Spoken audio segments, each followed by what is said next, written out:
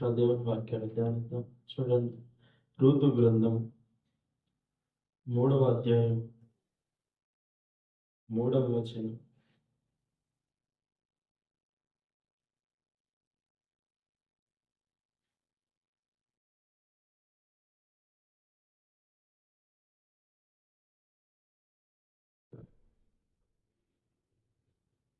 తీసిన వారు చదవండి.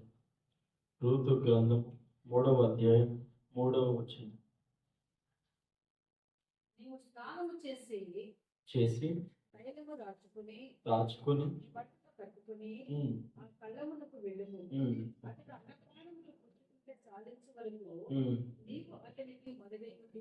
చాలు. చిన్న ప్రార్థన చేసుకుందాం. మహాపరిశుద్ధుడ, గొప్ప దేవుడు, ఆశ్చర్యకరుడా, మీ నామని స్తుతులు స్తోత్రాలు తండ్రి. అయ్యా, ఇంతవరకు నైనా నీ అమూల్యమైన శ్రేష్టమైన ఉపదేశంతో మాతో మాట్లాడిన ప్రతి మాటను బట్టి స్తుతులు స్తోత్రాలు చూపిస్తున్నాను తండ్రి. సమయాన్నైనా మరలా నీ వాక్యం మేమందరూ ధ్యానిస్తుండగా మాతో మాట్లాడండి. మీరు ముగింపు వరకు అధ్యక్ష వహించి మీ నామను మయంకరంగా మాకు దీవెనకరంగా ఆశ్చర్యకరంగా జరిగించమని యేసుక్రీస్తు నామములో అడిగి వేడుకొనుచున్నాను తండ్రి. ఆమేన్. హల్లెలూయా, హల్లెలూయా. చూడండి, ఇక్కడ రూతు అనే ఒక అమ్మాయి మాకు కనపడుతుంది. మీకు రూతు గురించి తెలిసిన విషయం ఏంటి? రూతు ఎవరు? ఇజ్రాయేలీల వంశపు వ్యక్తి చెప్పండి? కాదు. ఆమె మోయాబ్ దేశంలో నివసించే ఒక వ్యక్తి. ఇక్కడ మనము నయోమి అనే ఒక వ్యక్తిని మనం చూస్తాము. ఈమె ఇజ్రాయేలీలో కరువు వచ్చినప్పుడు తన భర్త అయిన ఎలీమెలెకును తన కుమారులు ఇద్దరిని మహలోను కిలియోను వెంట పెట్టుకొని ఎక్కడికి వెళ్ళింది చెప్పండి? మోయాబ్ దేశానికి వెళ్ళింది. అక్కడ తన ఇద్దరు కుమారులకు ఇద్దరు అంటే కోడళ్ళను, ఒకరు వచ్చి రూతు, ఇంకొకరు ఓర్పా, వీరిద్దరినిచ్చి వివాహం చేసింది. అయితే అక్కడ భర్త చనిపోయాడు, తర్వాత ఇద్దరు కుమారులు చనిపోయారు. ఈమెకి మిగిలింది ఇద్దరు కోడళ్ళు. మరలా ఇజ్రాయెల్ దేశాన్ని, కనాను దేశాన్ని ప్రభు జ్ఞాపకం చేసుకొని అక్కడ దారుణంగా సమృద్ధిని, ఆహారమును ప్రభు ఇచ్చాడని గ్రహించి నయోమి ఎక్కడికి మరలా ప్రయాణం చేయడం ప్రారంభించింది? ఇజ్రాయెల్ దేశానికి, కనాను దేశానికి. మధ్యలో ఇద్దరు కోడలు కూడా వెనక వచ్చారు. వచ్చిన తర్వాత ఆమె అంటది, నయోమి, నా జీవితము ఎన్నో ఇబ్బందుల శ్రమంతో నేను ఇబ్బంది పడ్డాను. నా భర్తను కోల్పోయాను, నా ఇద్దరు కుమారులను కోల్పోయాను. మీరు కూడా ఎందుకు ఎవరి కాలం మంది ఉన్నారు? మేము ఈ ఇళ్ళకి వెళ్ళి వేరే వ్యక్తిని వివాహం చేసుకొని సంతోషంగా కుటుంబాలతో ఉండండి, వెళ్ళిపోండి అని చెప్పి ఎవరున్నారు? అత్త చెప్పారు. కానీ వీరిలో ఒకరు, ఎవరు? ఓర్ప, ఒక కోడలు వచ్చేసి ఆ మాటకి లోబడి తీసుకొని, సరే అత్త, నేను మా ఊరికి వెళ్ళిపోతున్నాను, అక్కడికి వెళ్ళి వివాహం చేసుకుని సంతోషంగా ఉంటాను, మీరు కూడా జాగ్రత్తగా ఉండండి అని చెప్పేసి ఓర్ప వెళ్ళిపోయింది. రూతు ఏం చేసింది? వెళ్ళిపోయిందా? ఏమంటుంది ఇక్కడ చూడండి, 1వ అధ్యాయం 16వ వచనం. అందుకు రూతు, నా వెంబడి రావద్దనియు, నన్ను విడిచిపెట్టుమనియు నన్ను బ్రతిమాలు కొనవద్దు. నీవు వెళ్ళు చోటకే నేను వచ్చేదను, నీవు నివసించు చోటనే నేను నివసించేదను. నీ జనమే నా జనము, నీ దేవుడే నా దేవుడు. నీవు మృతి పొందు చోటను నేను మృతి పొందేను. ఆమేన్. హల్లెలూయా, హల్లెలూయా.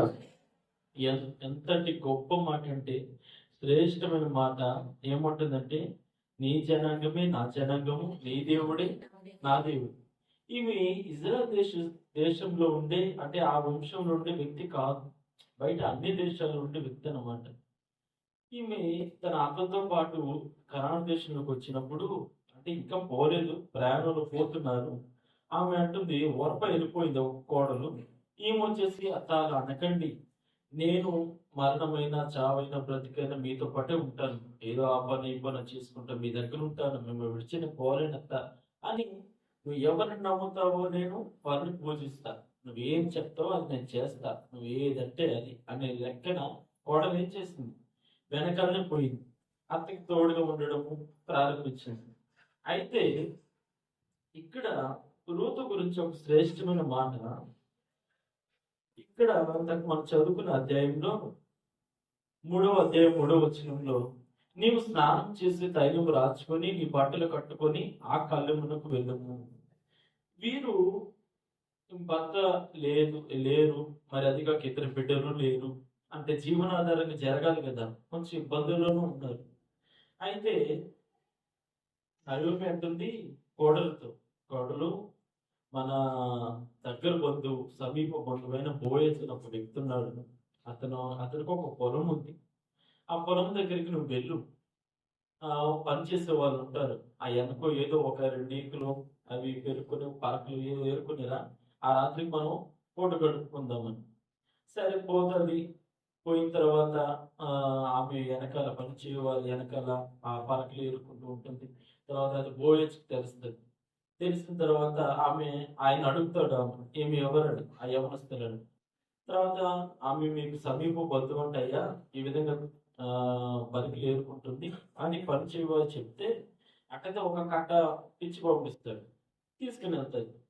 మరలా ఇంటికి వెళ్ళిన తర్వాత నీకు మెయిన్ సబ్జెక్ట్ చెప్పాలని నేను తూకిగా చెప్తున్నాను. మరలా నయోమి అంటుంది కోడలతో, ఋతు ఈ రాత్రి ఎవరు ఆరబెట్టడానికి బోయాజు పొలం దగ్గరే ఉంటాడు. నువ్వేం చేస్తావంటే, ఏమంటుంది ఇక్కడ, స్నానం చేసి తైలం రాచుకొని నీ బట్టలు కట్టుకొని అతని దగ్గరికి వెళ్ళి ఉంటుంది. ఇక్కడ బోయాజు ఎవరికి సాదృశ్యంగా ఉన్నారంటే ప్రభు అయిన యేసుక్రీస్తుకి సాదృశ్యం. మరి రూతు ఎవరికి? సంఘమునకు సాదృశ్యం. బోయజు పొలము దేవుని రాజ్యమునకు, ఆయన సన్నిధికి సాదృశ్యంగా ఉన్నది. రూతు ఇక్కడ మరోసారి చదవండి ఆ వాక్యము. నీవు స్నానం చేసి, నయోమి అంటుంది, నీవు స్నానం చేసి తైలం రాచుకొని బట్టలు కట్టుకుని పోమంటుంది. రూతు బోయజు దగ్గరికి ఈ విధంగా రెడీ అవ్వి వెళ్ళమని నయోమి అత్త చెప్తే ఆ విధంగా రెడీ అయ్యింది.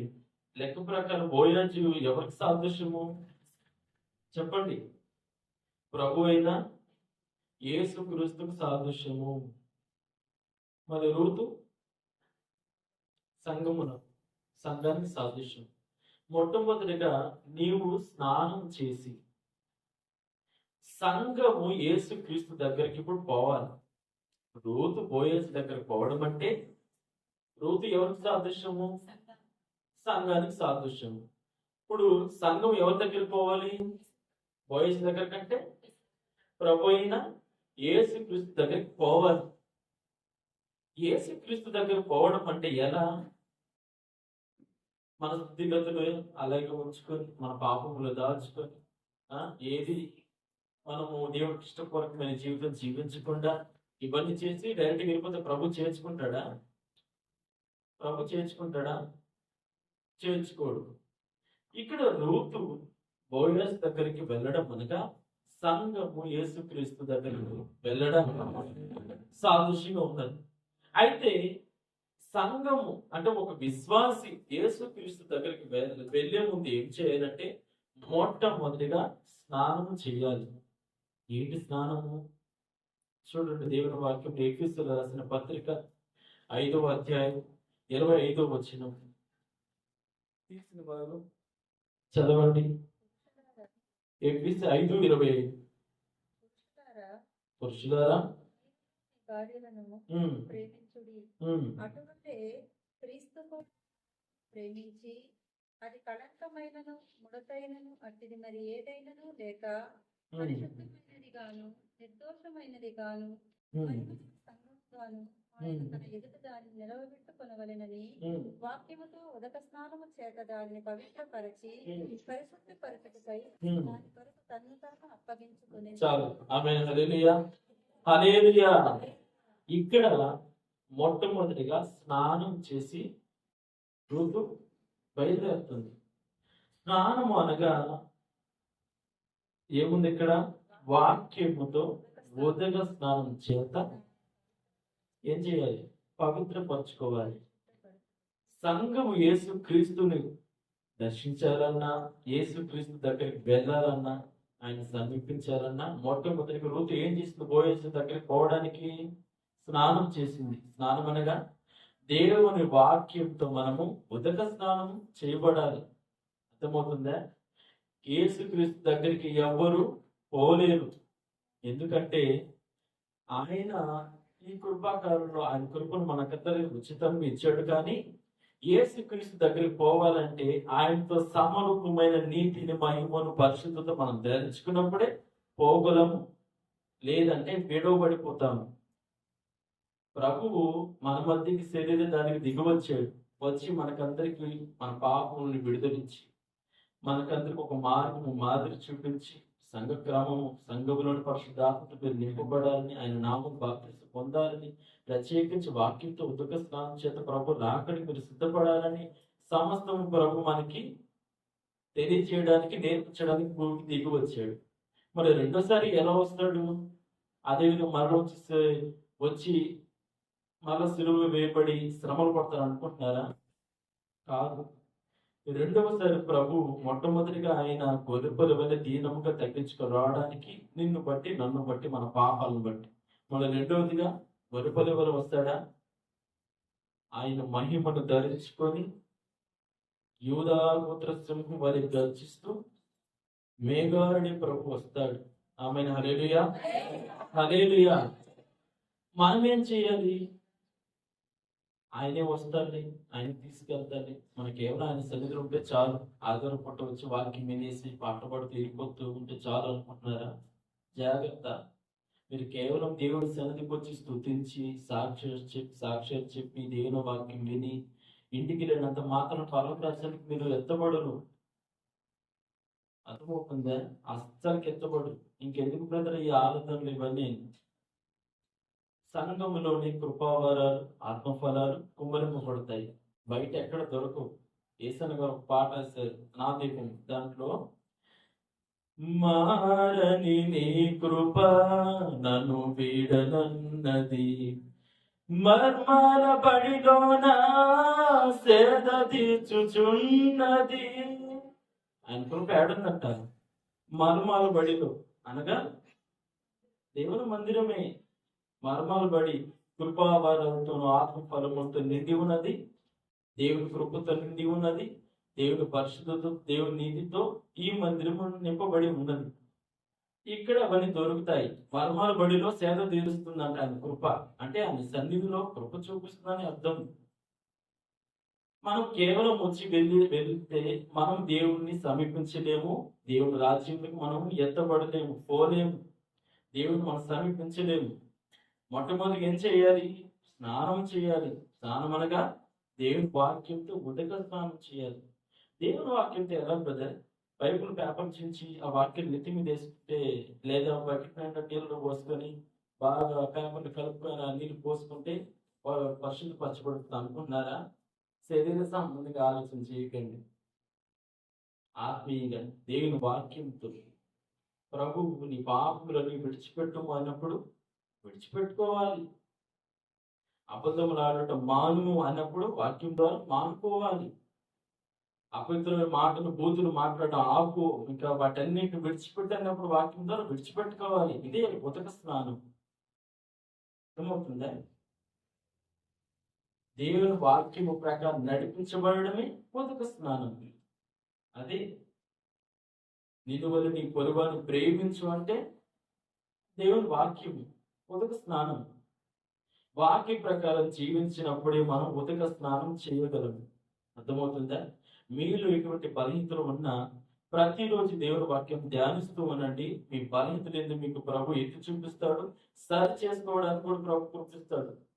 మీ స్థితిగతి ఎంత ఉందో, దేవుని మీరు ఎంత స్థానం కలిగి ఉన్నారో, దేవుని సన్నిధిలో మీరు ఎంత కృపను కలిగి ఉన్నారో కూడా దేవుని వాక్యం చదువుతున్నప్పుడు మీ స్థితి ఏందో తెలిసిపోతుంది. నేను యవ్వన కాలంలో నా దేవుడి వాక్యం ధ్యానిస్తున్నప్పుడు నా పాపం లేదో కూడా ప్రభు నాకు చూపించాడు. నేను దేవుడు ఎంత స్థానంలో ఎంతగా ప్రభుకు దూరంగా ఉన్నాను కూడా ప్రభు నాకు చూపించాడు. అటువంటి స్థితిలో ఉన్నప్పుడు వాక్యం ద్వారా ప్రభు నన్ను దర్శించి ఆయన సన్నిధిలో ప్రభు చూపించాడు. అందుకు దేవునికే మహిమ కలుగును గాక. హల్లెలూయా, హల్లెలూయా. మొట్టమొదటిగా రూతు బోయాజును ఆ రోజు రాత్రి అతన్ని దర్శించడానికి, అతని దగ్గర పోవడానికి మొట్టమొదటి ఏం చేసింది? స్నానం చేసింది. ఇక్కడ బోయాజు యేసుక్రీస్తుకు సాదృశ్యం. సంఘం యేసుక్రీస్తును దర్శించాలన్నా, ఆయన ఎదుర్కోవాలన్నా, ఆయనతో నడిపించబడాలన్నా స్నానం చేయాలి. వాక్యం చేత ఉదక స్నానం చేయాలి. అర్థమైందా? ఇక్కడి నుంచి అన్న దేవుని వాక్య ప్రకారం నడిపించబడండి. కేవలం వినువారమే కాక కేవలం వినేసి ఇంటికి వెళ్ళేసి అలా ఉండకండి. అపవిత్రమైన మాటలు లేదా ముచ్చట్లు అలాంటివి విడిచిపెట్టండి అని వాక్యం ద్వారా చెప్పినప్పుడు బయటికి ఇంటికి వెళ్ళంగానే సాయంకాలం ఇంటి పక్కన వాతావరణం కూర్చొని ముచ్చట్లు చెప్పినట్టు చేయకూడదు, ఇంకా మానేసుకోవాలి. నేను ఎందుకు ఇలాంటి చిన్న చిన్నవి చెప్తున్నానంటే, ఒక శ్రేష్టమైన పరిశుద్ధత, విశేషమైన కృప ఎంత విలువైనవో వాటన్నిటిని కేవలం చిన్న బలహీనత ద్వారా పోగొట్టేసుకుంటున్నాం. ఏందో తెలుసా? మరలా చెబుతున్నాను, దేవుడి సన్నిధిలో బల్లారదు రోజు ఆయన రక్తముతో, ఆయన శరీరంతో మనము పరిశుద్ధపరచుకుంటున్నాము. చాలా సంతోషం, దేవుడు మెచ్చుకుంటున్నాడు. ఆ రోజు ఉదయం దేవుడి సన్నిధిలో ఏడ్చి ఆయన రక్తంతో కడుక్కున్న నీవు ఇంటికి బాగా సాయంకాలంలోగా చిన్న టీవీ సినిమా చూసి పవిత్రతను కోల్పోతున్నాను. చిన్న అపవిత్రమైన మాటను పలికి పవిత్రతను కోల్పోతున్నాను. అర్థమవుతుందా? దేవుని సన్నిధిలో దేవుని వాక్యం ద్వారా నడిపించబడాలి అనే వాక్యము మిమ్మల్ని హెచ్చరించినప్పుడు వాక్యం ప్రకారం మీరు జీవించాలి. అర్థమవుతుంది? బయటికి వెళ్ళగానే మనం ప్రేమించాలి. నీ శత్రువు కూడా ఎదురు వచ్చారనుకో, అన్న ప్రైజ్లాడు, ఎలా ఉన్నారు, బాగున్నారా, ఆరోగ్యం ఎలా ఉందన్న. ఇంతకుముందు అతను కీడు చేసి ఉండొచ్చేమో, కానీ మనం ఉండదు. ఎంత కీడు చేసినా ప్రేమించాలి. క్రీస్తు కలిగిన మనసు మీరు కూడా ధరించుకోవాలి. ఆమేన్, హల్లెలూయా. మొట్టమొదటిగా వాక్యముతో ఉదక స్నానం చేయబడాలి. ఇక్కడ స్నానం అనగా దేవుని వాక్యంతో ఉదక స్నానం అని అర్థం. రెండవదిగా తైలము రాచుకొని వెళ్ళాలి. ఏంటి తైలము? తైలం దేనికి సాదృశ్యం చెప్పండి? సువాసన, మంచి సాక్ష్యాన్ని, మంచి జీవితాన్ని సాదృశ్యం. అంతేనా? అంతే. సువాసన మంచి సాక్ష్యానికి, మంచి జీవితానికి సాదృశ్యంగా ఉన్నది. రెండవది, ఇక్కడ రూతు మొట్టమొదటిగా స్నానం చేసి రెండవదిగా తైలం రాచుకుంది. మనము కూడా యేసుక్రీస్తు దగ్గరికి, సంఘముగా యేసుక్రీస్తు దగ్గరికి సమీపించాలంటే మొట్టమొదటి స్నానం చేయాలి, రెండవదిగా తైలం రాచుకోవాలి. ఏంటి తైలము? చూడండి, దేవుని వాక్యంలో కొరింథీయులకు రాసిన 2వ పత్రిక 2వ అధ్యాయం 14 వచ్చిన చూడండి.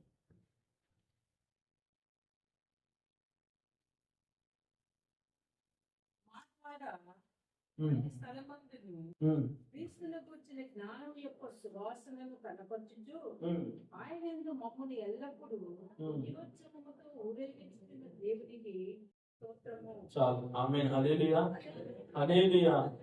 చూస్తారా? క్రీస్తును గూర్చిన జ్ఞానమును కలిగి ఉండుటే సువాసన, మంచి సాక్షి. క్రీస్తును గూర్చిన సరైన జ్ఞానం కలిగి ఉండాలి. ఎందుకు? అదెందుకు? సాక్ష్యానికి, దేవుడి మీద మనం ఒక మంచి జ్ఞానం కలిగి ఉండడానికి కారణం ఏంటి, తేడాలేంటి అని అంటారేమో. క్వశ్చన్ తెలుసా?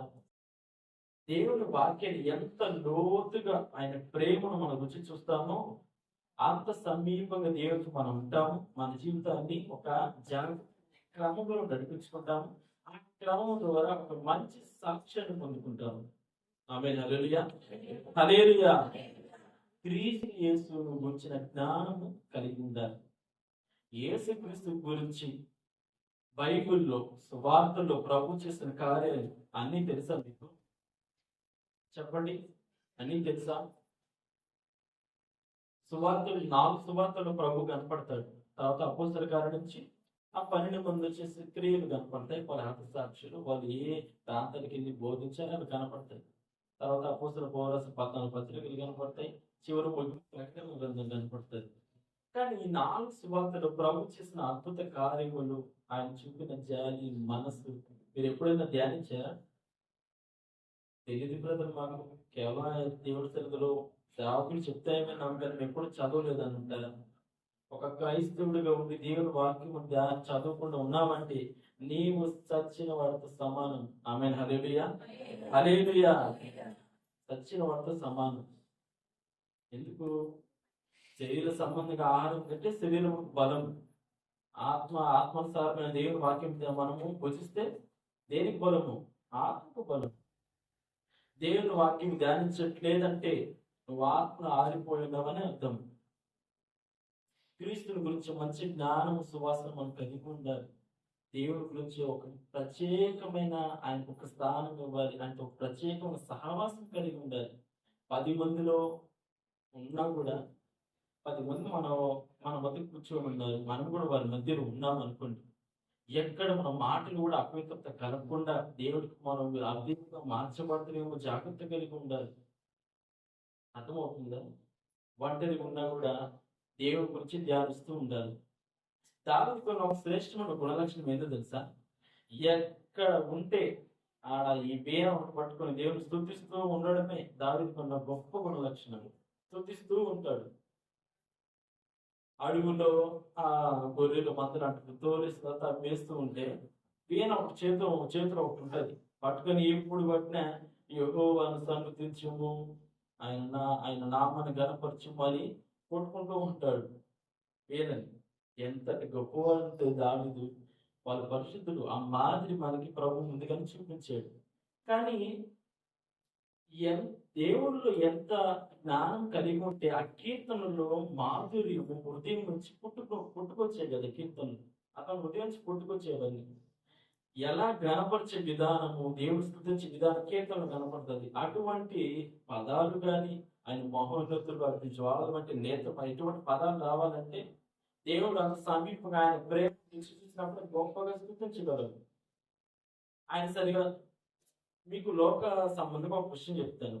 కేవలము లోక పరంగా ఒక వ్యక్తి ఒక అమ్మాయిని ప్రేమించినప్పుడు ఎంతగా వర్ణిస్తాడంటే, ఎందుకు ఇష్టం, ఆ అమ్మాయి మీద అతనుకున్న ధ్యాస, ప్రేమ, ఇష్టం అవన్నీ ఏం చేస్తాయంటే ఆమె గురించి గొప్పగా వర్ణించడానికి, వివరించడానికి సిద్ధపడతాడు. కేవలం శరీర సంబంధంగా లోకంలో ఒక వ్యక్తి ప్రేమికురాలకు వివరించడానికి ఇలా ఉన్నప్పుడు మనము క్రీస్తు ప్రేమను పొందిన మనం ఇంకెలా ప్రభువును వర్ణించాలి, దేవుడిని స్తుతించాలి, దేవుడి గురించి చెప్పాలి. ఇతను మీరు ఇంతవరకు ఒకరు కూడా దేవుని వాక్యము కానీ స్వార్థ చెప్పలేదంటే మీరు హృదయంలో దేవుని వాక్యం లేదని అర్థం. ఒకవేళ దేవుని వాక్యం ఉన్నా మీరు చెప్పలేదంటే నిర్లక్ష్యం చేస్తారని అర్థం. ఇది నిజం. జాగ్రత్త. దేవుడు మీకు ఎప్పుడు వెక్కిరించబడడు. మనుషుడు ఏది విత్తుతాడో అదే పోసుకుంటాడు. నిర్లక్ష్యంగా ఉన్నావా ప్రభు నిమిత్తము, ప్రభు నిన్ను నిర్లక్ష్యం చేస్తాడు. జాగ్రత్త.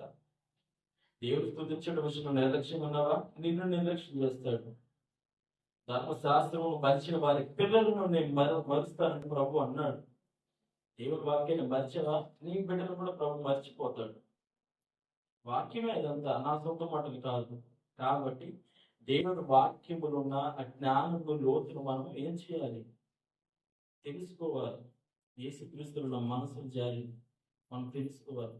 ప్రభువు సువార్తల్లో ఆయన చేసిన ఆ విధానం, ఆయన కనిపించే విధానము, స్వస్థపరిచే విధానం మనం కానీ ధ్యానిస్తే కన్నీళ్ళు పడిపోతాయి. అసలు ఒకసారి మనమే ఆ స్థితిలో ఉన్నాము అని గ్రహించుకోండి. బాధైనా మీకు ఎగ్జాంపుల్ ఒక విషయం చెప్తున్నాను. మీకు ఒక రోగం వచ్చింది, బ్లడ్ క్యాన్సర్ వచ్చింది. కొన్ని దినాల్లో నువ్వు చనిపోతావయ్యా అని అన్నారు. ఆ సమయంలో ప్రభు నీ దగ్గరకు వచ్చి నిన్ను ముట్టి నిన్ను కౌగిలించుకుని నిన్ను స్వస్థపరిచే ఎలా ఉంటది నీకు? ఎలా ఉంటది? చెప్పలేనంత సంతోషం బ్రదర్ అంటారా? అవును. అంటే మనం అనుభవిస్తే ప్రభు ప్రేమ ఎంత మనం గ్రహించగలం. ఏ రోజు ప్రభు నిన్ను స్వస్థపరచలేదా? ఏ రోజు నిన్ను ధైర్యపరచలేదా? ఏ రోజు నువ్వు ఒంటరిగా ఇబ్బందులు శ్రమలు ఉన్నప్పుడు ప్రభు నిన్ను ఓదార్చి నీకు ప్రతి అవసరం తీర్చలేదా? తీర్చాడు.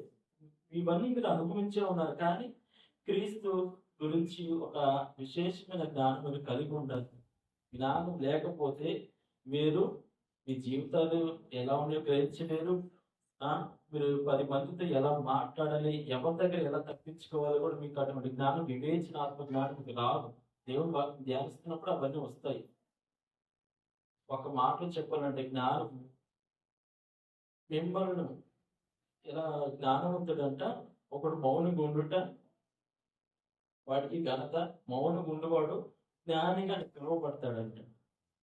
మౌనంగా ఉండేవాడు అంటే మితముగా మాట్లాడేవాడు జ్ఞానిగా పిలువబడతాడని దేవుని వాక్యం సెలవిస్తుంది. ఇంకా దేవుడు జ్ఞానము మొట్టమొదటిగా పవిత్రమైనది, పరలోక సంబంధమైనది, సున్నితమైనది, తొందరగా కోపపడదు, లోబడినది, క్షమించినది, కనికరం చూపించినది అని పత్రికలో ఉంది కదా. ఇవన్నీ మనకి సాదృశ్యం. దేవుడి జ్ఞానం కలిగి ఉన్నవాడు మొట్టమొదటిగా తన జీవితాన్ని సరి చేసుకుంటాడు, ఎదుటి వారిని ప్రేమిస్తాడు, ప్రతిదీ జాగ్రత్తగా తన జీవితంలో నడిపించబడతాడు. ఎవరు? దేవుని జ్ఞానం కలిగి ఉన్నవాడు. దైవ సేవకులు మీ దగ్గరకు వచ్చారు అనుకోండి, మీ దగ్గర కూర్చొని మీ ఇంటికి వచ్చారు, కూర్చున్నారు, మీకోసం ప్రార్థన చేయడం కోసం వచ్చారు. మీరు జ్ఞానం కలిగి ఉన్నవారైతే, దేవుడు జ్ఞానం కలిగి ఉన్నవారైతే వచ్చిన తర్వాత ఆయనకి ఏదైనా ఇచ్చి బాగా మేము ఇచ్చి ఆయన కుర్చీలు కూర్చోండి, మీరు కింద కూర్చొని అన్న చెప్పండి ఏంటన్నా వచ్చి ప్రార్థన చేయండి అన్న, ఇంటి దేవుడు ఏమైనా మాట్లాడడం ఈ విధంగా. అంటే ఆత్మసారంగా జ్ఞానం ఉన్నవాడు. జ్ఞానం లేనివాడు దైవ సాధనకు వస్తే ఏమిటి వచ్చారా? జ్ఞానం లేనివాడు ఏమని వచ్చారా కూర్చోండి అంతే. దాని తర్వాత వారికి ఒక స్థానము గౌరవం ఏమి ఉండదు. జ్ఞానం లేనివాడు. దైవ సేవకులు అంటే ఒక భయము ఉండాలి. ఎందుకు? దైవ సేవకులు చూసి భయపడాల్సిన అవసరం లేదు, కానీ ప్రభుని చూసి భయపడాలి. కానీ వాళ్ళు క్రీస్తు బోధను మనకు బోధించేవారు, పిలుపును కలిగి ఉన్నవారు, మనందరి కోసము ప్రతిదినము విజ్ఞాపన చేయవారు కాబట్టి వారిని మనము ప్రత్యేకమైన స్థానం వాళ్ళకి ఇవ్వాలి. ఇది జ్ఞానం. దైవ సేవకులు అంటే ఊరికి చులకనగా మాట్లాడటం, ఎట్లంటే మాట్లాడడం, బిడిబిడి జ్ఞానంతో మాట్లాడటం, తప్పు చేసి మాట్లాడడం, మీకేం తెలియదులే నాకు తెలుసు, ఇలాంటి ఉండదు. మీకు ఎన్ని తెలిసిన దైవ సేవకుల కన్నా మీరు కృపావారు కలిగి ఉన్న దైవ సేవకులే, విశ్వాసులు విశ్వాసులే. అర్థమవుతుందా? ఆత్మఫలాలు కలిగి ఉన్న దేవుని వాక్యంలో మీరు ఆరి తేలిపోయినా, దేవుని స్మృతించగల మీరు గొప్ప స్థానంలో ఉన్నా, ప్రార్థనలు మీరు పరిశుద్ధాత్మ పొందుకొని అన్ని భాషలతో మీరు నింపబడి ఉన్నా, దైవ సేవకులు కారు విశ్వాసులే. దైవ సేవకు స్థానం వారిది, మీది. ఏదైనా మీకు ముందుగా తెలిసిన దైవ సేవకులు చెప్పేంత వరకు ఓపిక వినండి. తొందరపడి నాకు తెలిసినది కాదు. వాళ్ళు ఏం చెప్తారు వినాలి, మౌనం ఫస్ట్ వినాలి. జ్ఞానం కుటుంబంలో కూడా బిడ్డలు వచ్చినప్పుడు వాళ్ళని ఒక సరైన పద్ధతులు నడిపించడం జ్ఞానం. అపవిత్రమైన స్నేహితులతో సహవాసం చేస్తున్నప్పుడు ఒక కుటుంబంలో ఒక కుమారుడే ఉన్నాడు. తండ్రి రే దేవుని సన్నిధి పదం రారా, ఏంది నువ్వు పెట్టున్నావంటే నీతో ఇంకా నేను ఇంట్లో నీకు ₹1 ఇవ్వను, నువ్వు తినడానికి వీల్లేదు, ఇంట్లోంచి బయటికి వెళ్ళిపో ఇలా అన్నాడు. చర్చికి వస్తాడా? అస్సలు రాదు. ఎలా ఉండాలి జ్ఞానం? రానానే వెళ్దాం దేవుని పదం రారా, ఇలా ప్రేమతోనే ఏదైనా చేయించగలం. జ్ఞానం. మనం కసురుకున్నామంటే వారు ఇంకా దూరం అయిపోతారు. కసురుకోకూడదు. ఒక మాటలు చెప్తున్నాను, పరిశుద్ధాత్మ దేవుడు మీకు చెప్పాలని చెప్తున్నాడు. ఏంటంటే ఒక వ్యక్తిని మీరు దేవుని సన్నిధికి నడిపించాలని చూసినప్పుడు, ఒక వ్యక్తిని దేవుని సన్నిధికి నడిపించాలి అని మీరు అనుకున్నప్పుడు, మొట్టమొదటిగా ఆ వ్యక్తిని గురించి దేవుని దగ్గర విజ్ఞాపన చేయండి. డైరెక్ట్ పోయి చర్చికి రండి, యేసు ప్రభు గొప్పవాడు, రక్షిస్తాడు, దీవిస్తాడు, రండి ఇలా చెప్పాకండి. అన్యుడిగా ఒక వ్యక్తిని, ఆ వ్యక్తిని దేవుని సన్నిధికి నడిపించాలని మీరు అనుకుంటున్నారా?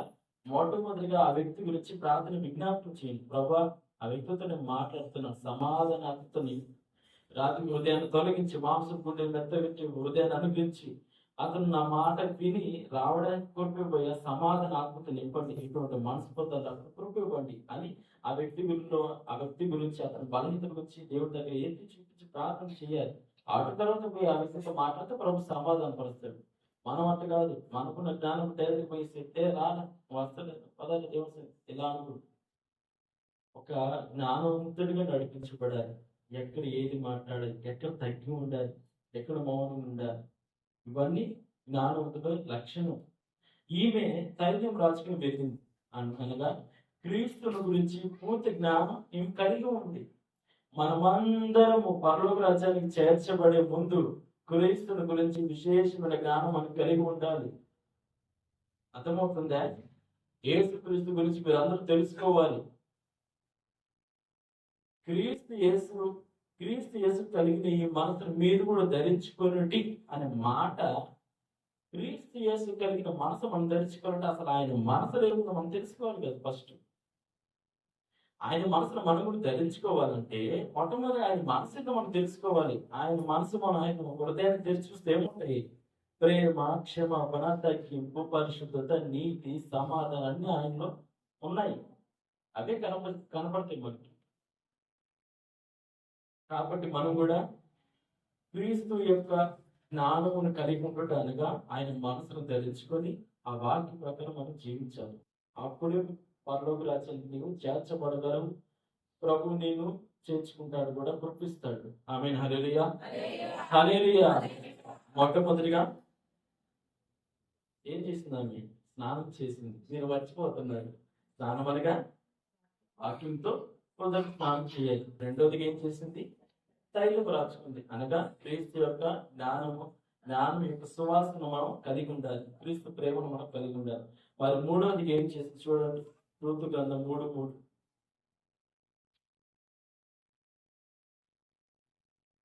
నీవు స్నానం చేసి తైలం రాచుకొని నీ బట్టలు కట్టుకొని అప్పుడు పొమ్మంటుంది. మూడవదిగా బట్టలు కట్టుకోమంటుంది. మామూలుగా ఈ లోకంలో వస్త్రధారణ చాలా విలువైనది. ఒకప్పుడు ఆదాము కాలంలో ఆ పాప లేని సమయంలో వాళ్ళకి వస్త్రాలు ఉండేటివే. వాళ్ళ పరిశుద్ధతే దేవుని మహిమ వాళ్ళకి ఒక వస్త్రముగా ఉండేది. ఇది నిజం. అప్పుడు దాకా ఒక వస్త్రాలు అంటే ఎందుకు తెలియదు, ఈ చర్మం అంటే కూడా ఎందుకు తెలియదు. తర్వాత వాళ్ళు ఏదైనా తొట్లో తరిమి వేయబడిన తర్వాత ప్రభు వారికి చర్మపు చొక్కాయలు కుట్టించడాన్ని మనం చూస్తాం. దాని ముందు చర్మం కూడా లేదు వాళ్ళకి. అంటే కేవలం దేవుని మహిమను కలిగి దేవుడితో ఒక సహవాసం చేయగలిగినటువంటి స్థితిలో ఉండేవాళ్ళు అనమాట. అటువంటి నీతిని మహిమను ధరించుకొని ఉండేవాళ్ళు. కానీ ఇక్కడ మూడవది ఇంకా బట్టలు కట్టుకొని పొమ్మంటుంది. వస్త్రధారణ కూడా చాలా ఇంపార్టెంట్. మీకు తెలుసా? వస్త్రధారణ కూడా నేను ఎగ్జాంపుల్ చెప్తున్నాను. ఒకసారి నేను హాస్పిటల్లో పడార్పల్లిలో అపూర్వ క్లినిక్ అనే హాస్పిటల్లో నేను వర్క్ చేస్తున్నప్పుడు హోసన మినిస్ట్రీస్ ఒక సేవకురాలు సమర్పించి ప్రతిష్ఠించుకున్న వారు, ఆమెకి పారాలసిస్ వచ్చింది. నేను నా హాస్పిటల్ అయిన పారాలసిస్ టైపు ఆయన మంచి డాక్టరు ఆమె నుంచి ఇక్కడికి పంపించారు. ఎందుకంటే ఏసన్న గారు ఆ డాక్టర్ వాళ్ళ తమ్ముడు పాస్టర్గా ఉన్నప్పుడు ఆ పాస్టరు అన్న ఒకసారి ఫోన్ చేసి ఏసన్న గారికి మా చర్చిని వాక్యం చెప్పడానికి రండి అని పిలిచారంట. పిలిచినప్పుడు ఏసన్న గారు వచ్చారు. వచ్చి ఇక్కడే ఎక్కడ పడాలపల్లిలో అయ్యప్ప గుడికి బ్రిడ్జికి ముందు సైడ్ వస్తుంది పడాలపల్లి, అక్కడ ఏసన్న గారు వచ్చి ఓరేపు ప్రార్థన మొదట వాక్యం చెప్పారు. అది ఎప్పుడో జరిగింది. ఆ సాక్ష్యాన్ని బట్టి అక్కడికి పారాలసిస్ వస్తే అన్నయ్య ఒకనొక సమయంలో వాక్యం చెప్పడని అక్కడే ఇక్కడికి పంపించారు. అర్థమవుతుంది బాగా? ఇక్కడికి పంపించారు. అక్కతో పాటు పరిచయం చేయడానికి ఒక సిస్టర్ ఉంది. చాలా చిన్న వయసు. నేను ఉన్నాను. నర్స్ ఒకరు ఉన్నారు నాతో పాటు. అక్క కుమారి సిస్టర్ మంచి ప్రవర్తన కలిగింది. అక్క వాళ్ళ భర్త కూడా పాస్టర్, ఇక్కడ కోటపాడు. అక్క కూడా నాతో బాగా కలిసి ఉండేది. ఏదైనా వండుకొని కూడా ప్రేమ పెట్టేది నాకు. చాలా సంతోషం. అయితే ఈ సేవకురాల దగ్గర పరిచయం చేయడానికి ఒక సిస్టర్ వచ్చింది. నాకు గోసన మినిస్ట్రీస్ అంటే ఒక మంచి స్థానం అన్నమాట. మంచి అభిప్రాయం ఉంది, అందరికీ ఉంటుంది. అయితే నేను ఏం చేశానంటే, అరే నా నర్స్ అంటున్నారు ఈ విధంగా గోసన మినిస్ట్రీ నుంచి ఒక సేవకుడు పారాలసిస్ వచ్చిందంటే మన చర్చిలో అడ్మిట్ అయి ఉన్నారు అని చెప్పింది. వెంటనే ఒకసారి సాగుగా వాళ్ళు ఎలా ఉంటారు, వాళ్ళు ఎలా మాట్లాడతారు, వాళ్ళ మాటలు ఎలా ఉంటాయి, వాళ్ళ ప్రతిష్ఠ జీవితం ఎలా ఉంటుంది, నాకు ఆసక్తి ఎక్కువ. ఈ జరిగే 5 సంవత్సరాల కిందట నేను పోయాను. పోయిన తర్వాత ఆ సేవకుల దగ్గర పరిచయం చేయడానికి సిస్టర్ వల్ల ఎలా ఉంది తెలుసా, శరీరమే కనపడట్లా, నిండుగా వస్త్రాలు వేసుకొని దేవుని మహిమపరిచే విధంగా ఉంది. నాకన్నా చిన్న వయసు అయినా మాట్లాడాలంటే నాకు భయం వేసింది. ఏంటి వస్త్రధారణ కూడా ఒక విలువ ఉంది, దానికి ఒక ప్రాముఖ్యత కూడా ఉంది, మనం గమనించుకోవాలి. నేను పోయిన తర్వాత ప్రైజల సిస్టర్ అంటాను, ప్రైజల బ్రదర్ అడిగింది ఆ సిస్టర్ కూడా. ప్రైజలు అడిగి మీరు ఎక్కడ ఉంటారు, మీరు ఏ చర్చి కాదు, ఇవన్నీ ఏం అసలు అధికంగా ఏం మాట్లాడాలి. ప్రైజలు అడిగింది ఇప్పుడు పరిచయం చేసుకుంటాం. మనమైతే అది కాదు, అన్ని లోడతాం. అది జ్ఞానమా? కానీ చూడండి, ప్రైజలు అన్నాను, ప్రైజలు అడింది పోయి పరిచయం చేసి ఇంకేం మాట్లాడలేదు. అది చూడగానే నాకు ఒక దేవుని మహిమపరిచే మనసు వచ్చింది. ఆ సమయంలో కొంతమంది చూసినప్పుడు చూడు వీళ్ళు దేవుని క్రైస్తవులు క్రీస్తుని పోలిన బిడ్డలంటే వీళ్ళు అనే లెక్కన కనపడాలి మనం. అది వస్త్రధారణ కూడా ఒకటి దాంట్లో అర్థమవుతుందా? పూలు పెట్టుకొని కమ్మలు పెట్టుకొని మీరు బాధపడతారండి, నన్ను క్షమించండి. దేవుని వాక్యం ఉన్నట్టుగా చెప్పాలి. మిమ్మల్ని కనపరచడానికి, మిమ్మల్ని మెప్పుపరచడానికి నన్ను మాట్లాడకూడదు. ఉన్నట్టుగా చెప్తున్నాను. కమ్మలు పెట్టుకొని ఎదుగుని ఆకర్షించే స్వభావము, ఇవన్నీ క్రీస్తులు కొట్టవేయబడాలి. క్రీస్తు కావాలా? నీకు ఎవరు కావాలి? ప్రభు అయిన యేసుక్రీస్తు కంటే నీ కమ్మలు, నీ అందము ఎక్కువ, నీ వస్త్రధారణ ఎక్కువ. గొప్పవాడు, ఆయన ఎదుటి చంపుకోవాలి మన కోరికలు. పత్రికలో ఉంది, తగు మాత్రపు వస్త్రములు ధరించుకొని ఉండండి. తగు మాత్రపు వస్త్రం ధరించుకోవాలని స్త్రీల గురించి అపోస్తులుడు పౌలు, పరిశుద్ధుడైన పౌలు చెప్పాడు కదా. ఎలా ఉండాలి? మనం చూస్తేనే క్రీస్తును పోలిన బిడ్డలు వీరు అని ఎదురువారు దేవుని గణపరచాలి. అలా ఉండాలి మన వస్త్రధారణ కూడా, దేవుడు మహిమపరిచే విధంగా ఉండాలి. నేను వస్త్ర మిషన్లో బైబిల్ ట్రైన్కి వెళ్ళినప్పుడు కూడా అందరూ బయట వేసుకొని అంటే ఒక క్రమంలో వాళ్ళు నడిపించబడుతూ ఉంటారు. చూస్తుంటే కేవలం ఒక చిన్న పర్లోక రాజ్యంలో తిరుగుతున్నట్టుగా అనిపిస్తుంది. వస్త్ర మిషన్లో ఒక సేవకుల మధ్య వరకు మేము ఉన్నప్పుడు, ఆధారపూట ఆరాధన సమయం కాదు, సేవకులు అందరూ మధ్యలో ఉన్నప్పుడు వాళ్ళందరూ చూస్తుంటే ఒక మాదిరి, ఒక క్రమం, వస్త్రధారణ, మాట్లాడే విధానం అన్నీ కనపడతాయి. అవన్నీ ప్రభు ఒక మాదిరిగా మాకు చూపించాడు, నేర్పించాడు. కానీ మనం కూడా ఎలా ఉండాలంటే పరిశుద్ధుల దగ్గర నేర్చుకున్న తర్వాత మనం పాటించి వాక్యం పరంగా మనం జీవించినప్పుడు ప్రభు కనిపిస్తాడు. ఇక్కడ మూడవదిగా బట్టలు కట్టుకోవడం అనగా చూడండి, దేవుని వాక్యం కొలసి రాసిన పత్రిక 3:12 ఒక మాట చెప్పి నేను ముగించేస్తాను. చూడండి, కొలసి 3:12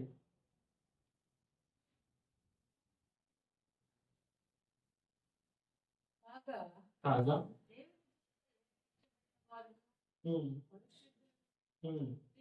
వారికి తగినట్టు జాలిగలిగిన మనసును, వినయములు, సాత్వికములు, దీర్ఘశాంతములు ధరించుకోండి. చాలు. ఆమేన్. హల్లెలూయా, హల్లెలూయా. చూస్తారా దేవుని వాక్యం? ఇక్కడ ఇంకొకసారి వాక్యం చదవండి. కాగా వారు పరిశుద్ధులను తగినట్లు చాలు. మొట్టమొదటిగా బట్టలను కట్టుకోవడం అనగా యేసు క్రీస్తులో ఉన్న మనసు మనం ధరించుకోవడం అనగా ఇక్కడ అంటున్నాడు, మీరు జాలిగల మనసును, దయాలత్వమును, వినయమును, సాత్వికమును, దీర్ఘశాంతమును ఏముంది అక్కడ ధరించుకునుడి. ఆమేన్. హల్లెలూయా. హల్లెలూయా. బట్టలు కట్టుకోవడం అనగా మూడవదిగా ఈ రూతు బట్టలు కట్టుకోవడం అనగా, రూతు అనగా సంఘము, బోయజు అనగా ప్రభు అయిన యేసుక్రీస్తు వారు. రూతు స్నానం చేసి తైలము రాసుకుని బట్టలు కట్టుకుని అప్పుడు పోయింది క్రీస్తు దగ్గరికి. మనము కూడా కించేత ఉదక స్నానం చేయబడి క్రీస్తుని గురించి జ్ఞానం కలిగి ఉండి, మూడవది బట్టలు కట్టుకోవడం అంటే ఆ క్రీస్తులో ప్రభువులో ఉన్న మనసును మనం ధరించుకుని పోవాలి. నీ మనసును ధరించుకొని పోతే కుదరదు. అర్థమవుతుందా? నీ ఇష్టాలు, నీ కోరికలు అన్ని మనసులో అన్ని దాచుకుని పోతే కుదరదు. ప్రభు కావాలంటే నీ కోరికలు, నీ ఆశలను చంపబడాలి. ఊరికి రాడు ప్రభు. నువ్వు పిలవగానే ఆట వచ్చిన ముందర కూర్చొని వినడానికి. మనకున్న ధీమా ఏందో తెలుసా? మనకున్న ధీమా ఎన్ని పాపం చేసిన ప్రభు క్షమిస్తాడంతే. అది మన ధైర్యం. అదేనా? అందుకోసం మరలా పాపం చేయడం పరిగెడుతున్నాం. పాపం అంటే మీరు ఏమో అనుకోబకండి. ప్రార్థన చేయకపోవడమే, దేవుని వాక్యం చదవకుండా నిర్లక్ష్యం చేయడమే, ప్రార్థన చేయకుండా సంఘము గురించి నశించిపోయే వారికి ప్రార్థన చేయకుండా పొడుగున ఉండటమే పాపం. ఇవన్నీ క్రీస్తు యేసు మనసు మనం కూడా ధరించుకోవాలి. ప్రేమించాలి, క్షమించాలి మనస్ఫూర్తిగా. ఒక్కసారి క్షమిస్తే మరలా దాచుకోవద్దు. వాళ్ళ రోజు అది నాకు చేసావు కదా, ఇప్పుడు నా వంతు వచ్చింది, అటువంటి మనసు మనకు ఉండకూడదు. క్షమించిన తర్వాత ఇంకా ఆ వ్యక్తి ఎప్పుడు ఎదురుపడినా ఇంకా అది గుర్తుకు రాకూడదు. ప్రభు కూడా ఏమన్నాడు పత్రికలు, ఎవరి పత్రికలో, ఇంక ఎన్నటికి మీ పాపం నేను జ్ఞాపకం చేసుకున్నాను అని అన్నాడు. ఒకసారి మన పాపం ప్రభు క్షమించినప్పుడు మనం కొన్నిసార్లు ప్రభు పలానా సమయంలో నీ పాపం చేశానయ్యా అని మనం అంటాం. ప్రభు అంటాడు, ఎప్పుడు నాకు తెలియదే, ఎందుకంటే ఆయన మర్చిపోయాడు. ఎప్పుడు చేశారు ప్రభు వాళ్ళందరూ కూతుమంట అన్నానయ్యా, ఎప్పుడు అన్నావు కదా కుమారుడా, ఎందుకంటే ఆయన క్షమించేసి ఎప్పుడో నిన్ను మరలా ప్రత్యేకమైన బిడ్డగా ఆయన ఏర్పరచుకున్నాడు. మర్చిపోతున్నాడు మన పాపం ప్రభు. ఏముంది మన పాపంలోని అతిక్రమలు ఎక్కడ పడేశాడు? అగాధపు సముద్రంలో. రెండవదిగా ఆయన వీపు మీద కూడా వేసుకున్నాడు. యెషయా గ్రంథంలోనే ఉంది. ఆమె హల్లెలూయా. హల్లెలూయా. మన పాపములన్నిటిని ప్రభు ఆయన వీపు మీద వేసుకున్నాడు. 300 మందితో మొక్కు మీద ఊహించుకున్నాడు ప్రభు. చిన్న విషయమే ఇది. ఒక వ్యక్తి మీ మొక్క మీద ఊస్తే ఎలా ఉంటుంది మీకు? చెప్పండి. చెప్తుంటే మీకు అదొకలా ఉంది కదా. ఇంకా ప్రభు తల ఉంచుకొని ఊస్తూ ఉంటే అసలు ఊహించి కూడా ఊహించలేము మనం. ఎంతమంది? ఒకరు ఇద్దరు కూడా కాదు, 300 మంది అంట. వేద పరిస్థితుల్లో చెప్తే విన్నాను. ప్రభు క్రీస్తు శిలువ మరణం గురించి ఇంకా చాలా మరణాలు దాచిపడి ఉన్నాయి, కానీ పరిశుద్ధాత్మ దేవుడు అవన్నీ బయటకు తీసుకురాగలడు. దాపుల వద్ద కూడా కుదరదు.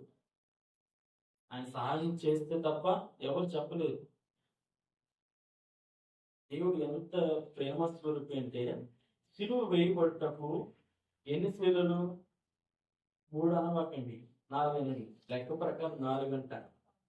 ఈ సైన్యాధిపతిలో భటుల్లో ఒకడు ఆ 4 శిలలో పట్టుకొని తీస్తూ ఉంటే మిస్ పడిపోయిందంట. వీళ్ళని 3 చేతులు పట్టుకున్నాడు. శిలువ వేసే సమయానికి ఆ చేతికి ఒకటి, ఈ చేతికి ఒకటి, కాళ్ళకి 2 వేయాలి. ఒక కాలు కూడా సేరేసి ఇంకో సేవ చూసుకున్నాడు అంటే ఆడపడేసాడు. ప్రభువే ఎంతటి కృప చూడండి. ఆయన మనసు 2 కాళ్ళు ఆయన ఒక చోట పెట్టి వాడికి అనుకూల సేరేసేటట్టు ప్రభు 2 కాళ్ళు పెట్టాడు. ఆయన మనసు అంటే మనం ఊహించడానికి కూడా కుదరదు. అటువంటి మనసు ఏ నిమిషం వరకు ఇట్లాగే దేవుని స్తోత్రం అంటాం. బయటకు వెళ్ళిన తర్వాత ప్రభు ఇష్టపడే విధంగా జీవించండి. ఆమేన్. హల్లెలూయా. హల్లెలూయా. ఆదిత్యంలో ప్రభు మేఘాలపై రాబోతున్నాడు. ఇది నిజం. ఎబ్రీ పత్రిక 10:30 మాట, ఇక సమయం సమీపించుచున్నది, కాలం సమీపించున్నది, వచ్చిచున్న వాడు ఆలస్యం చేయక వచ్చిచున్నాడు. ఆమేన్. హల్లెలూయా. వస్తున్నాడు. మరణ నష్ట బాగా పుడతాడు. జ్ఞానం లేక మనం కూడా పోయి రొట్టెలు ఇస్తాము, ఇలాంటి ఆలోచన పెట్టుకోబాకండి. ఆయన దినము గురించి మనం సంతోషించాలి. దానికంటే మరి ఎక్కువగా జాగ్రత్త కలిగి ఉండడం, ప్రభు రాకడ నిమిత్తం మనం జాగ్రత్త పడాలి. మన సమీపంలో ఉన్నాము, ముగింపులో ఉన్నాము. ఇజ్రాయేలు, కనాన్, అక్కడ పాలస్తీనా దేశం, రష్యా, ఆ, జర్మనీ, జర్మనీ కాదు ఇంకా కొన్ని దేశాలు యుద్ధాలు మీరు న్యూస్ చూస్తూనే ఉంటారు. ఇవన్నీ ఎవరికి సాదృశ్యము? ప్రభు రాకడ సాదృశ్యం. నేను తలుపు దగ్గరే ఉన్నాను, ఎప్పుడు తలుపు తెరుస్తానో మీకు తెలియదు, కాబట్టి జాగ్రత్త ఉండండి అని ప్రభు అంటున్నాడు. అర్థమవుతుందా? ఇక్కడి నుంచైనా మనం ఏం చేయాలి? దేవుని వాక్య ప్రకారం నడిపించబడాలి.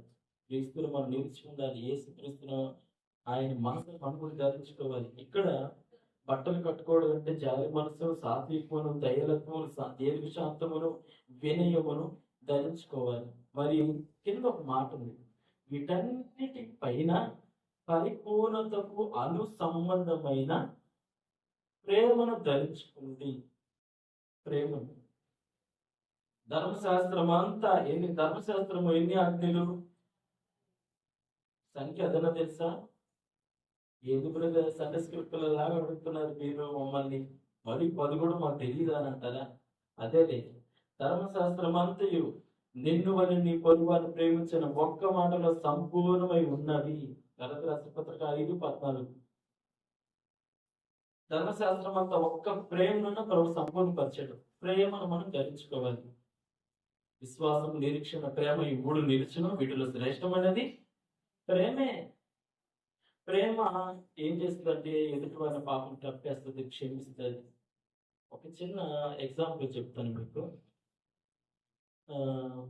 ఒక వ్యక్తి ఉన్నాడు, నా స్నేహితుడు ఉన్నాడు. నా స్నేహితుడికి నేను ఒక ఫ్రెండ్, వాడికి ఒక వ్యక్తి, నేను ఒక మంచి స్నేహితుడిని.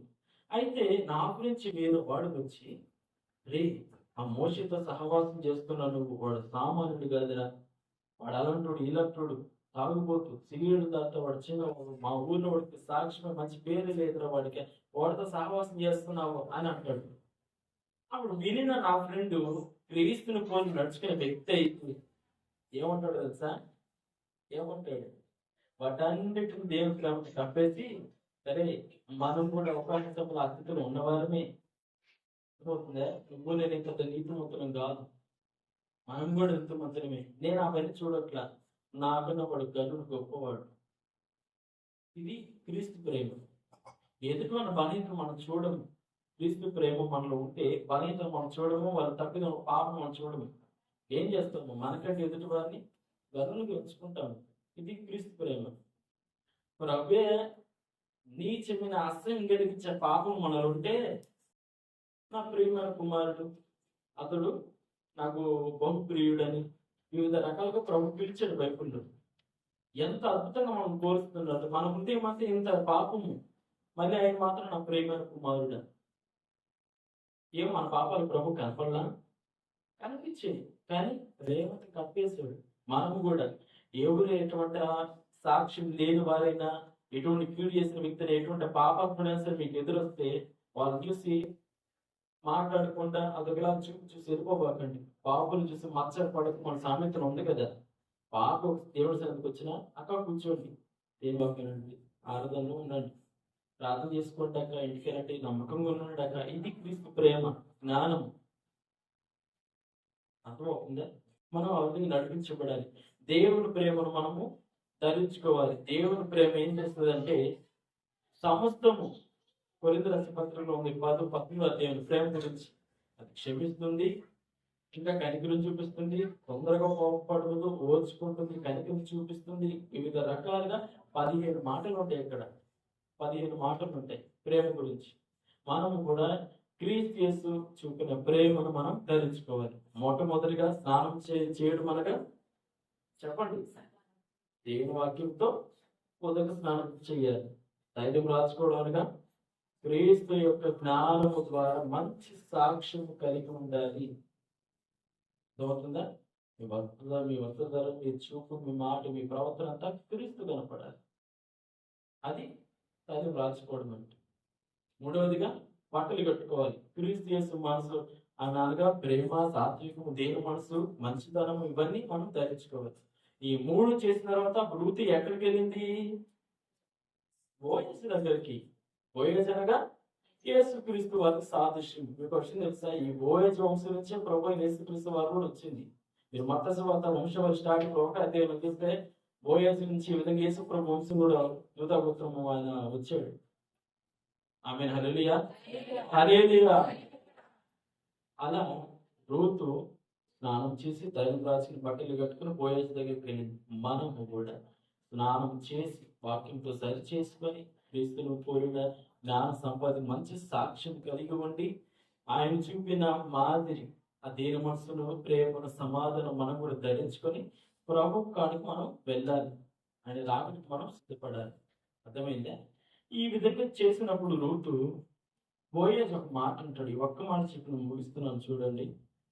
ఈ విధంగా రెడీ వెళితే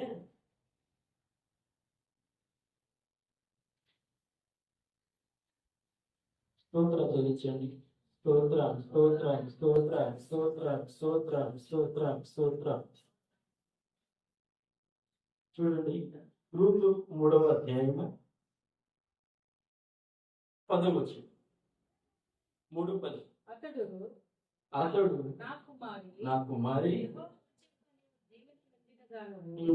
కొద్దివారిని గాని ఉమ్, గొప్పవారిని గాని ఉమ్, యవనస్తుని నువ్వు వెంబడింపగా ఉమ్, ఉండటం వలన ఉమ్, నీ మునుపటి సత్ప్రవర్తన కంటే ఉమ్.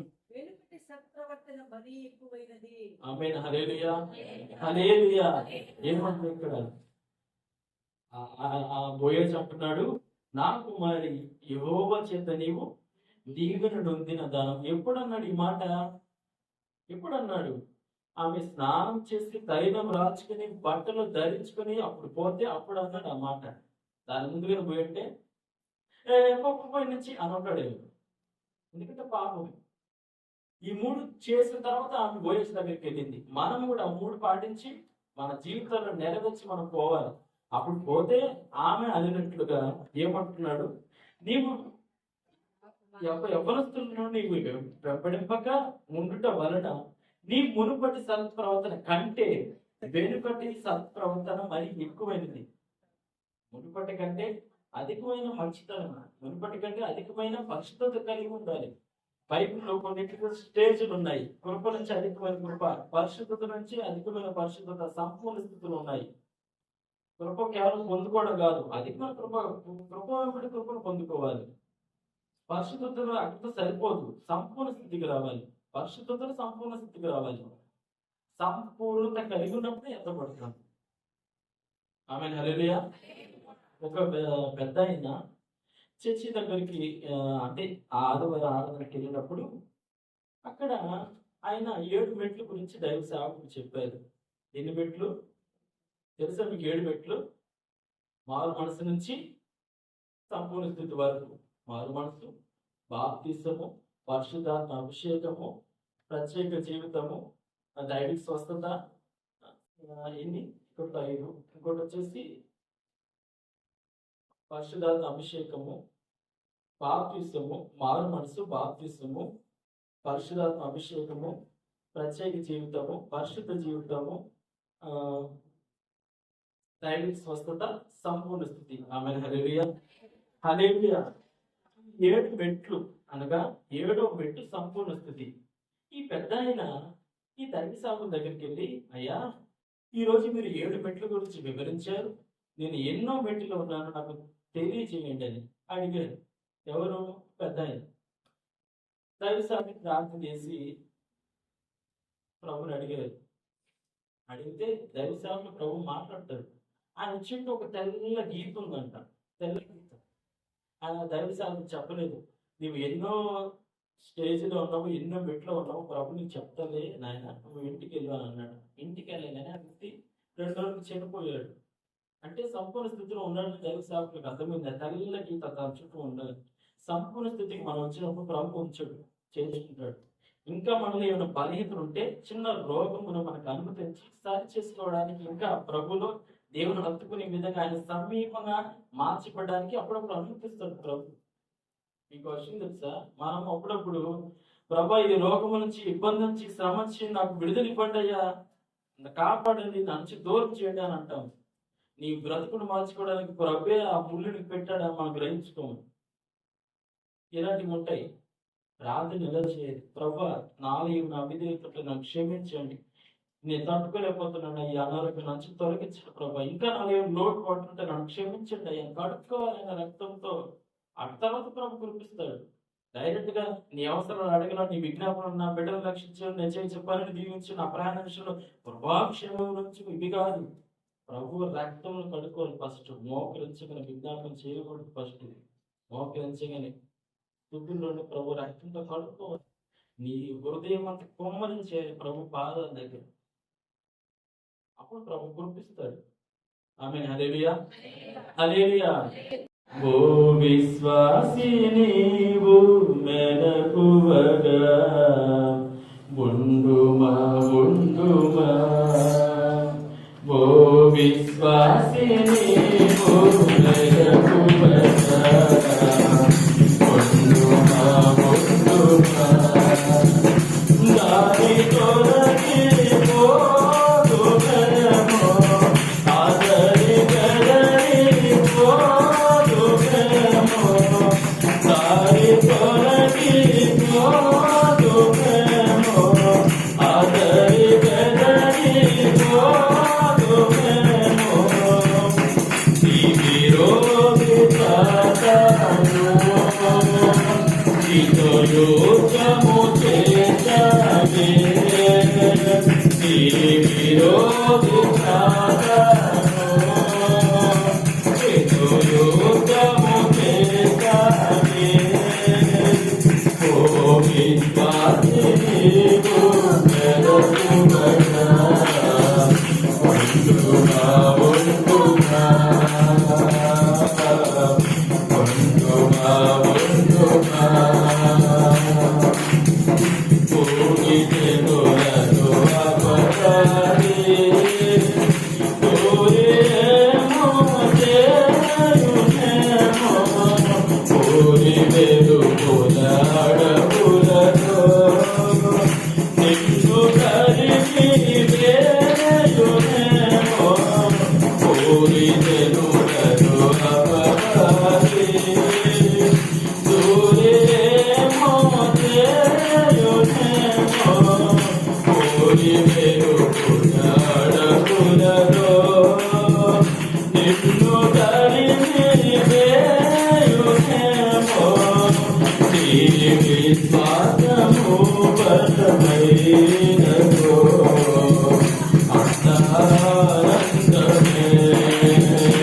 నీ విశ్వాసము బలమైనదో అందానందమే. ఓ విశ్వాసి, నీవు అనపాడాలి. ఉండుమా, ఉండుమా. దారి తొలగి పోదు ప్రేమో, ఆదరి బెదరి పోదు ప్రేమో. దారి తొలగి పోదు ప్రేమో, ఆదరి బెదరి పోదు ప్రేమో. నీ విశ్వాసము బలమైనదో. అందరూ కొద్దిగా లేచి చూస్తుంటారు. అందరూ లేచి కూర్చోండి. నీ విశ్వాసము బలమైనదో అందానందమే. ఓ విశ్వాసి, నీవు మెలకువగా ఉండుమా, ఉండుమా. ఉండుమా, ఉండుమా. కోరికలను అపరాధి కోరేమో చేయునేమో. పూరి వెలుగుల అడవులలో నిన్ను తరిమి వేయునేమో. పూరి వెలుగులను అపరాధి నిన్ను తరిమి వేయునేమో. పూరి వెలుగుల అడవులలో నిన్ను తరిమి వేయునేమో.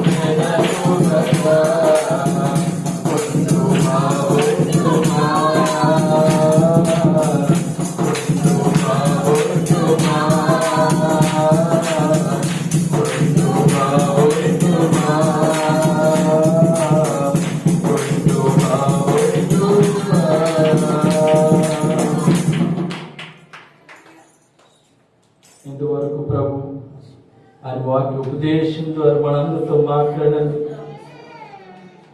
నిజమే, ఆయన దగ్గరికి వచ్చేవాడు తను వాక్యంతో ఉదక స్నానం చేత సరి చేసుకొని క్రీస్తు జ్ఞానం యొక్క మంచి సాక్ష్యమును కలిగి